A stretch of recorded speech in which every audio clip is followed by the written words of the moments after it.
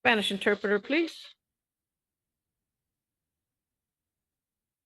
Yes, present. Señor Rubio, vaya hasta donde está el micrófono. Aquí sí. Aquí. Mr. Rubio, you're charged with aggravated assault and possession of cocaine. Señor Rubio, ¿está usted acusado de amenazas con agravantes o agresión verbal con agravantes y tenencia de cocaína? I find probable cause. Fallo que existe motivo fundado. You are to have no contact with Maria Blandon Santos. No puede tener ningún contacto con María Blandón Santos.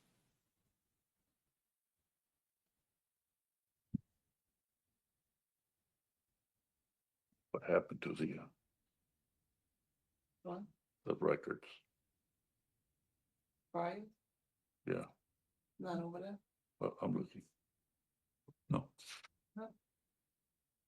Barbie, Victoria, Who you want? Norman. One?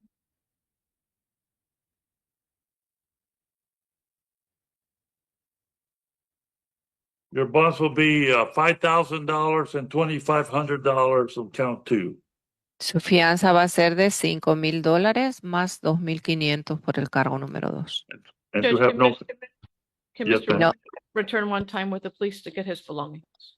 La defensa solicita que pueda regresar una sola vez acompañado de la policía para recoger sus pertenencias.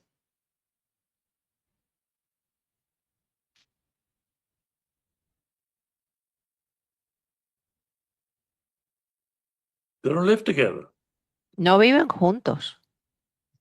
Judge, it looks like the incident happened at his residence. I don't know. Says Ms. Santos went on to advise that she went to speak with the defendant about the noises. Well, I don't know how close they live together, Judge. Then, Aquí lo que pone es que ella fue a hablar con el acusado acerca de los ruidos. La defensa dice, bueno, yo no sé cuán cerca viva de él. and I'm without an address for the alleged victim. The state would have that, but I don't have that. Y no sé si la fiscalía tenga la dirección de la supuesta víctima, pero yo no la tengo. The victim's listed address is the same as the defendant's. I see. La dirección que aparece de la víctima es la misma que la del acusado. May I see that no contact order, please? Veo, vamos a poner una orden de no contacto. Is it that one? I think you got it. No. Do I have it? He's still on there right now. Looks like he Okay, ma'am. leases I the forgot my rear unit. bib today. It's up. My drooling. Here, they help you. I'm sorry, defense. The interpreter couldn't hear your. The arrest warrant says he leases the rear section of the mobile home from the alleged victim. O en el informe de arresto lo que pone es que le alquila esa parte de atrás del trailer a la supuesta víctima.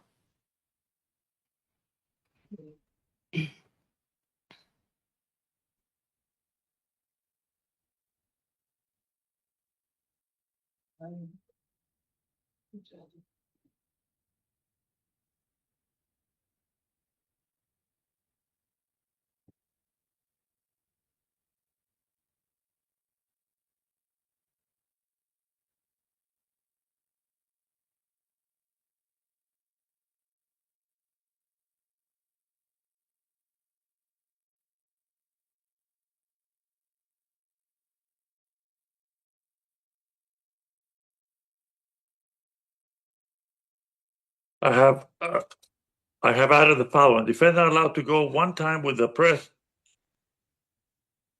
With the Okay. presence of Go ahead, Your Honor. I'm sorry. with the presence of law enforcement officer to retrieve his belongings. He añadido aquí en la orden de no contacto que el acusado puede regresar una sola vez acompañado de las autoridades para recoger sus pertenencias. Franklin Norman.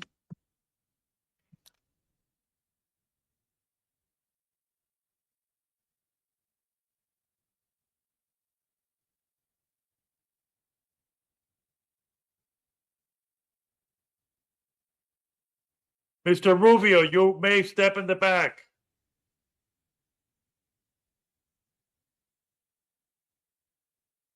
Mr. Norman, you're charged with failure to comply with the registration requirements as a sexual offender.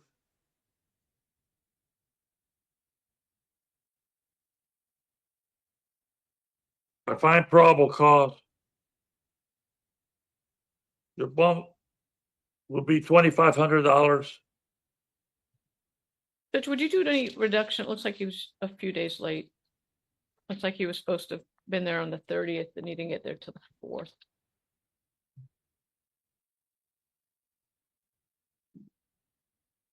Which was Monday from the weekend. I think they're closed on Saturdays and Sundays. Your bond will be $750. Thank you. Thank you.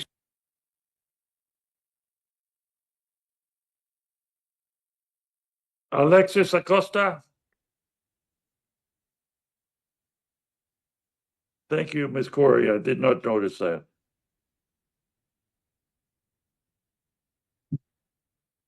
Spanish for Mr. Acosta. Yes, Spanish present.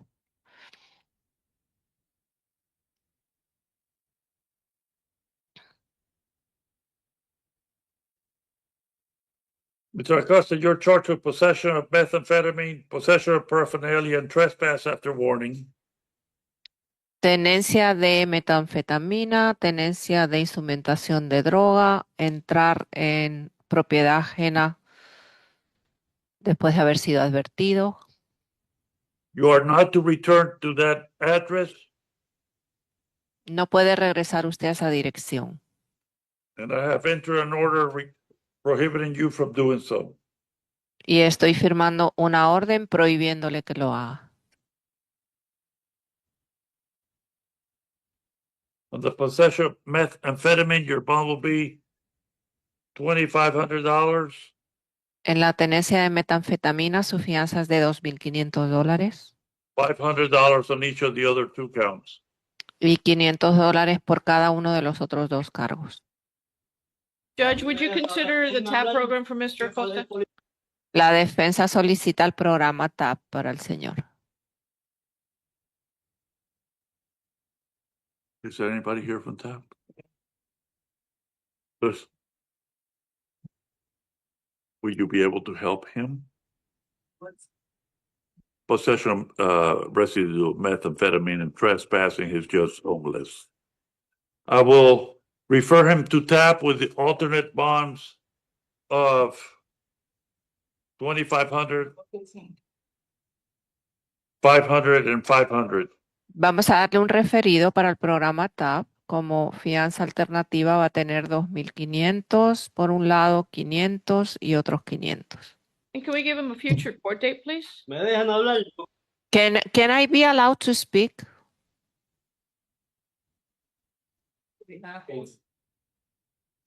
Yeah, that's what I was. September 4th. September 4th 4th, is the- you said? Yes, is the future arraignment date. Okay, Ms. Corey, are you gonna translate? Judge, I have it written for him, his future court date on a piece of paper. Señor, el 4 de septiembre es su próxima fecha. Courtroom 4-3. En la sala 4-3. Man. I just realized my camera was on the ceiling. So they will see you.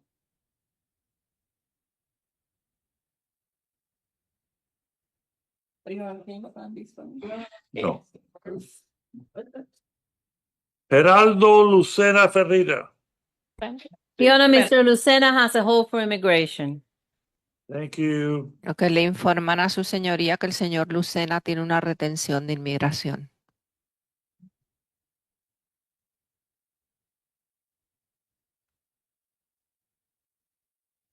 So, Ms. Corey, let me ask you, ma'am, since you have the power to mute all your clients, Vamos a preguntarle a la defensa, ya que tiene la capacidad de poder cerrarles el micrófono a sus clientes. I understood that sometimes, like the last gentleman that we handled, have things that they want to tell me. I don't mind hearing them if it's going to make your job easier. Judge, it will not. They want to talk about, they think this is the time for a trial on the facts of their case, and some just don't understand. They have a lot to say, but they need to talk privately with their lawyer. And we No, could for I a understand. long I time. understand, but if you need my help, I Oh. can explain all that to them, and maybe he has a better reception than they look at you and they don't want to listen to you. Okay. Thank you, Okay. Judge. I'm not gonna go crazy over here. Okay. Uh, Thank you. Regrettably, I've heard it all. Mr. Lucena, you are before the court charged with felony littering. Ok, señor Lucena, usted ante el tribunal por un delito grave de las leyes de botar basura o escombros. Ok.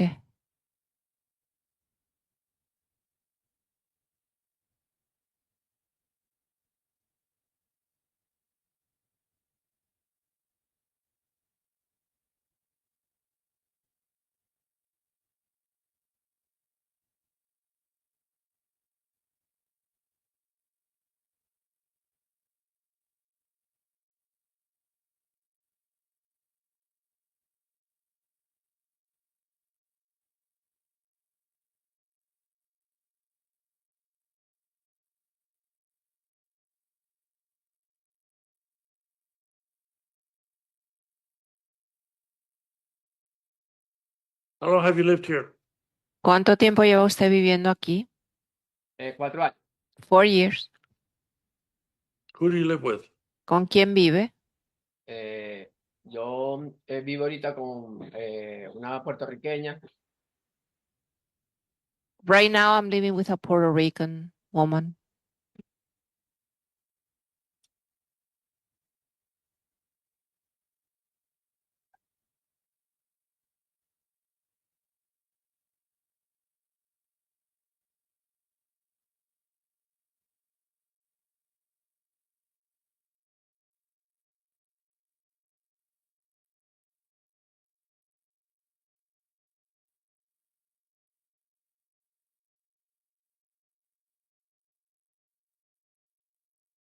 The bond will be $1,500.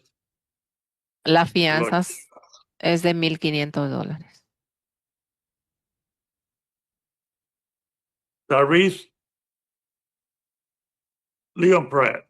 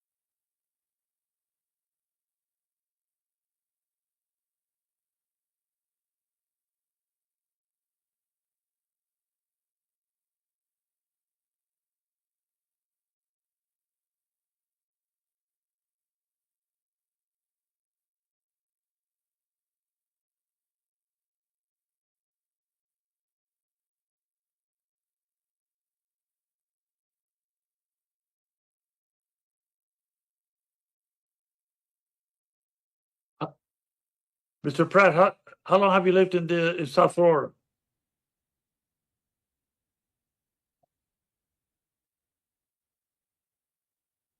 Ms. Corey, is the defendant suffering from a mental health issue? One moment, Judge.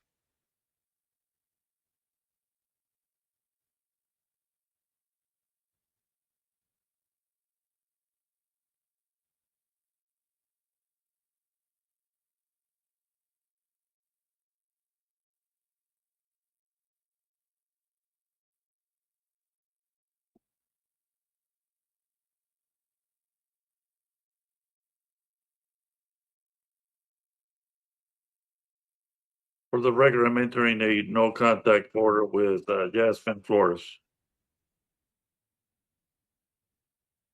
I find probable cause.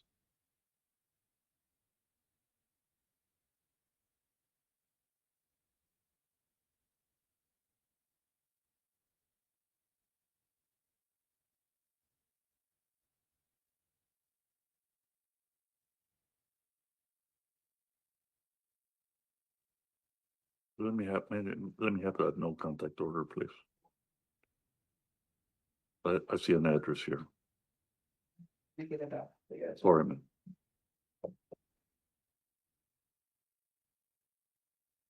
No, Judge, no, you don't know it? not for this account. Okay, Judge, I'm not sure if we'll be able to get him into a facility, so if we can just go ahead and set a bond. Oh, there goes that.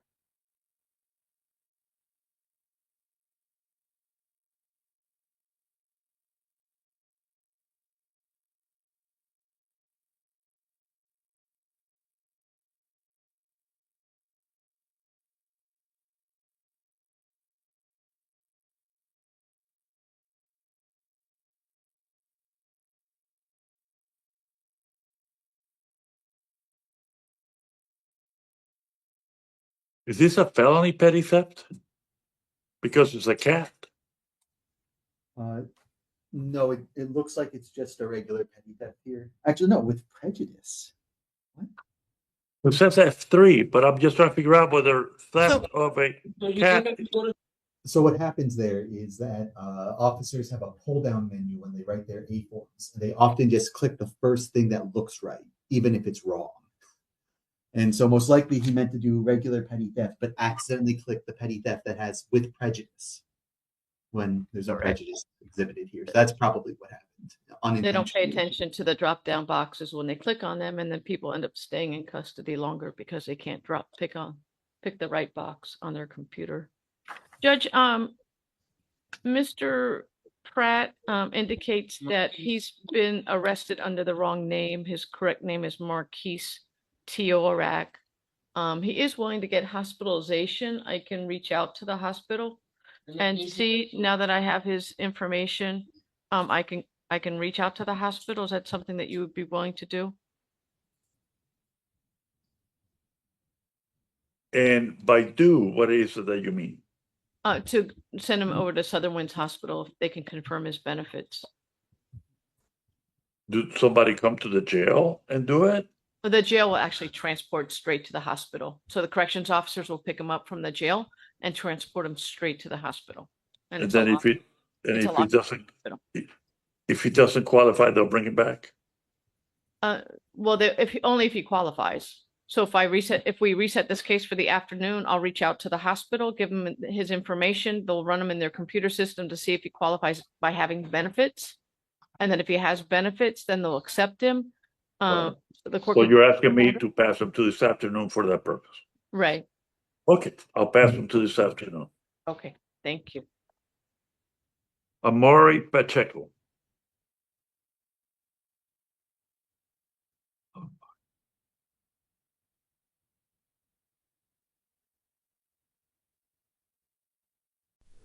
All right, let's talk about that. Judge Chris Martin was running a pretty tight ship in today's hearing, and I've got to say it was a bit of a roller coaster. We had a full lineup, a bilingual courtroom, and more side commentary than a group. Text during a bad date. Right from the start, Judge Martin showed the kind of calm control that keeps these sessions moving firm when he needed to be, but willing to explain things clearly when defendants or interpreters were trying to keep up. That's no small feat when you're toggling between English and Spanish with a packed docket. Let's take a moment for Mr. Rubio. His charges came with some complications, including a no-contact order that had to be carefully worked out due to shared living arrangements with the alleged victim. The judge patiently sorted through those details, all while making sure language wasn't a barrier to understanding. Shout out to the interpreter, here clearly a seasoned pro, handling rapid back and forth without missing a beat. Things took A brief detour into comedy when the judge casually mentioned forgetting his beer that day, not something you expect to hear on the bench. But it added a surprisingly human moment that lightened the tension. Then we had Mr. Acosta, who was offered a referral to the TAP programmer. Welcome moment of problem solving in action. The state and defense worked through it constructively, showing that these hearings aren't just about punishment, but also possible rehabilitation. We even had a brief, "Can I say something?" from a defendant who clearly thought this was the trial phase, not the bond setting. Again, Judge Martin kept it cool and redirected things smoothly. One of the more eye-opening moments came with Mr. Pretolso, known as Marquis Tiarak, whose case highlighted the issue of mistaken identity and how something as small as a drop-down menu error can cause real legal delays. The court took the time to verify his identity and make arrangements for potential hospital transfer, which again showed a thoughtful and compassionate side to the process. Even when the technology or bureaucracy seemed to get in the way, Judge Martin remained composed and made sure each person had a clear path forward. Overall, the courtroom atmosphere stayed calm and professional, with the occasional chuckle and a lot of cooperation between the judge, attorneys, interpreters, and support staff. Nobody got flustered, nobody got dramatic. It was a well-oiled courtroom running on caffeine and procedural clarity. And in the midst of it all, Judge Martin managed to balance efficiency with empathy, something we don't always see in high-volume hearings. If you found this hearing insightful, consider subscribing, hitting the bell, and letting me know your thoughts in the comments below. I read every one,